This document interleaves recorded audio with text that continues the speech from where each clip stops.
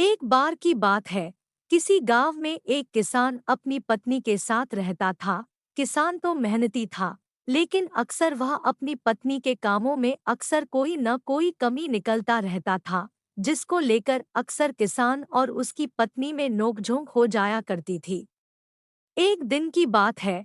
हमेशा की तरह किसान ने अपनी पत्नी से कहा, तुम आलसी हो गई हो। अब तो तुम धीरे धीरे और सुस्त रूप से काम करती हो। तुम अपना समय खराब करती हो और घर के कामों को लेट करती हो। रोज की ऐसी बातों को सुनकर किसान की पत्नी अपने पति के ऐसे शब्दों से नाराज हो गई और बोली कि आप गलत हो, जो रोज रोज ऐसे मुझे ये बातें सुनाते हो। और यदि ऐसा है तो आप कल घर पर रहो और आपके बदले मैं खेत में जाऊंगी। मैं वहां आपका काम करूंगी। क्या आप यहाँ घर पर रहकर मेरा काम करेंगे? अपनी पत्नी की ऐसी बातें सुनकर किसान ने खुशी से कहा, ये तो बहुत अच्छा है।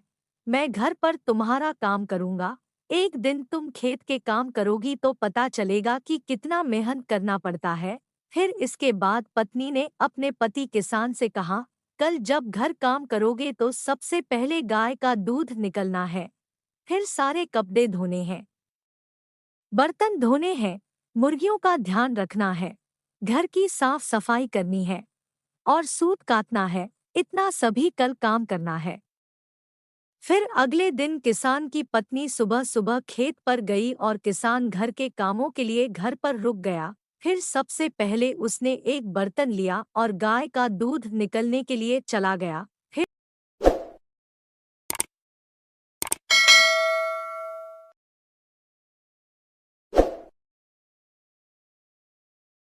सोनपुर नाम का एक बड़ा सा गांव हुआ करता था, जहां अधिकतर खेतीबाड़ी करने वाले किसान रहा करते थे। वहीं गांव के पास ही घने जंगलों के बीच पीपल के पेड़ में एक भूत रहा करता था। भूत दिन भर तो गायब रहता, लेकिन रात होते ही वह गांव वालों को खूब परेशान किया करता था। रात होते ही भूत पूरे गांव के चक्कर काटने लगता और कभी किसी के पशुओं को नुकसान पहुंचाता तो किसी किसान को इतना डराता कि वो रात भर सो नहीं पाता। भूत के डर से शाम होते ही गांव में सन्नाटा फैल जाता और रात को कोई भी घर से बाहर नहीं निकला करता था।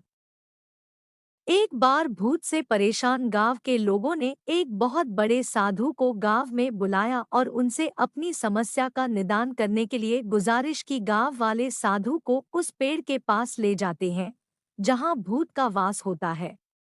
साधु अपने जप और तप से भूत को काबू करने की बहुत कोशिश करता है, लेकिन वह उसके हाथ नहीं आता। अंत में साधु भूत पर काबू पाने की युक्ति निकाल लेता है और सब गांव वालों से कहता है कि ये भूत केवल रात के अंधेरे में निकलता है, जिसका अर्थ है कि इसे दिन की रोशनी से डर लगता है और रोशनी के सहारे ही भूत से छुटकारा पाया जा सकता है। साधु की बात सुनकर सभी गांव वाले मिलकर एक योजना बनाते हैं।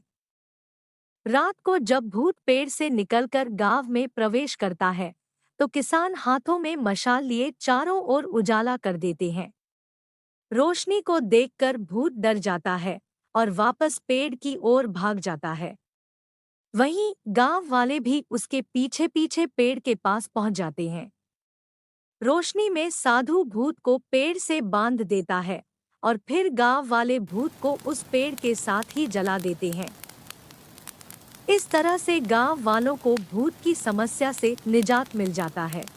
कहानी से सीख, समस्या चाहे कैसी भी हो, अगर बुद्धि का प्रयोग किया जाए तो उससे निजात पाया जा सकता है।